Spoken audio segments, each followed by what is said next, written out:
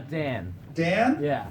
Solid name. Hi, thanks for taking my question, Senator Booker. Thank you. So my name's Daniel Ponto.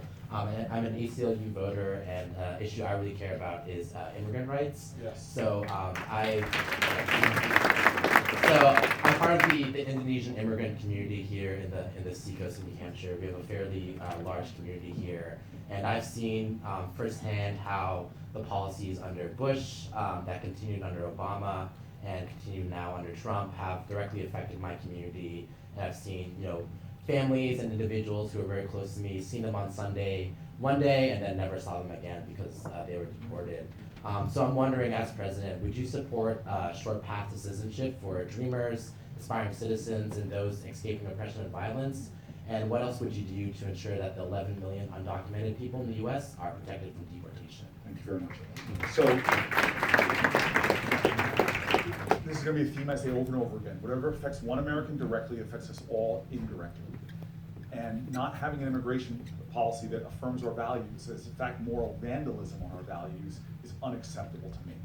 And if I'm President of the United States, dreamers who are Americans in every way but a piece of paper, who run businesses, who are first responders, who are students, who are contributing to our economy to the tune of billions and billions of dollars, dreamers will be treated with the respect and the dignity they deserve as fellow citizens, and we will make sure that they are not just fellow citizens in spirit, but they become citizens of this country in law as well. That's the commitment.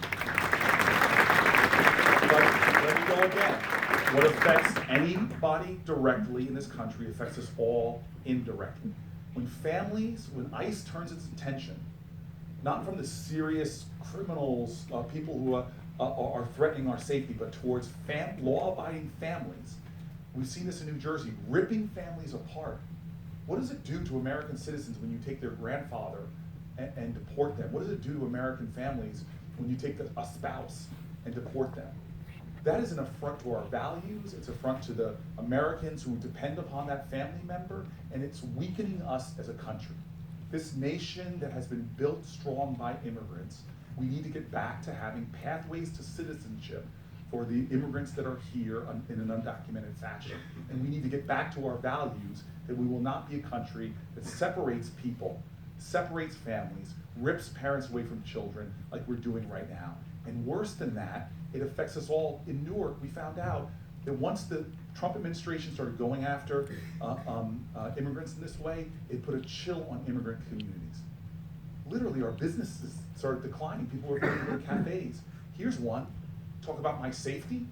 We saw people afraid to come to the police to report crimes, to help us catch robbers and others. When you start to tear apart families like that, you tear apart the very fabric of this country. It will not stand, it will not last. We are a moral country. I will put an end to it, and I bet you we will put an end to this. All right, so let's go, front row, please.